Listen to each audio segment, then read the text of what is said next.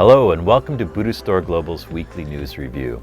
I'm Justin Whitaker, senior correspondent for BDG, speaking to you from our offices in Hong Kong. In this week's news, a rare 13th century Korean sculpture of Avalokiteshvara is on display in Washington, D.C.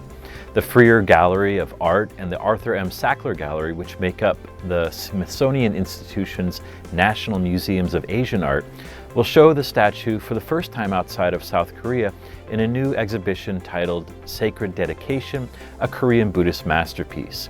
Created in the late Goryeo dynasty, which reigned from 918 to 1392, and on loan from the National Museum of Korea, the statue is known to be the oldest surviving gilded wood figure in an informal pose. Standing some 60 centimeters high and sculpted from 16 joined pieces of fur, the golden figure wears an intricately fashioned and removable metal crown. The exhibition will run through March 2020. The Dalai Lama has met with the International Network of Engaged Buddhists. The religious leader met with engaged Buddhists, including Thai activist Sulak Shivaraksha, at his official residence in Dharamsala, India.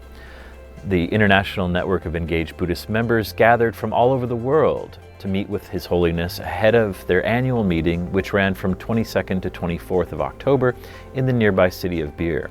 The conference, held under the theme of the culture of awakening, cultivating, and harvesting wisdom, sought to address the complexities and contradictions of modern societies, and to examine whether the universal values of peace, freedom, and social progress are being upheld through human rights, dignity, and democratic principles, by examining whether these universal values conflict with or complement Buddhist teachings and practice.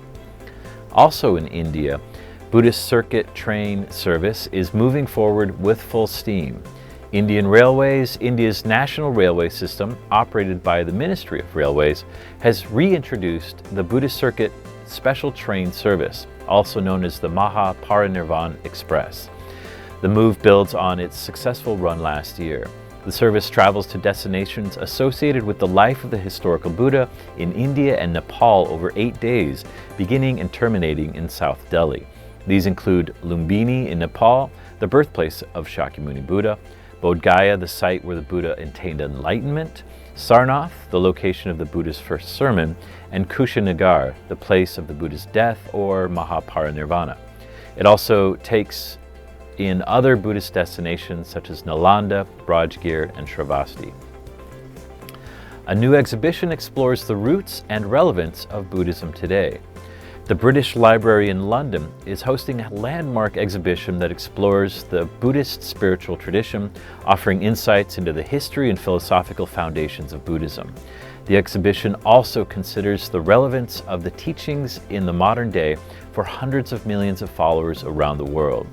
Featuring contemporary art from Hong Kong, Singapore, and Taiwan, and ritual objects used in contemplative practice, the exhibition is described as the largest of its kind ever held at the British Library.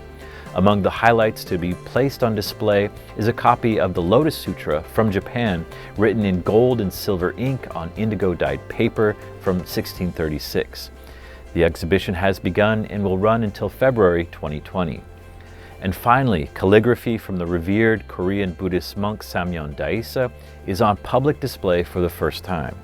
The National Museum of Korea in Seoul has launched a public exhibition centered around 5 examples of original calligraphy by the Joseon-era Zen monk Samuel Gyasi, who lived from 1544 to 1610. The exhibition marks the first time that these works have been placed on public display.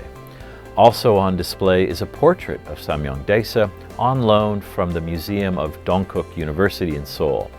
Among his many achievements as a Buddhist monastic, Samuel Gyasi is widely revered for his diplomatic efforts to secure a peace accord following Japan's 16th century invasions of the Korean peninsula.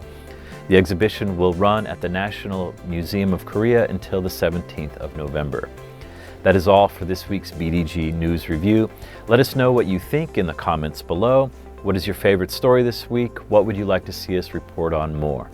In the meantime, be sure to check out our website, Buddhistdoor.net, for these stories, along with special features and coverage of Buddhism around the world.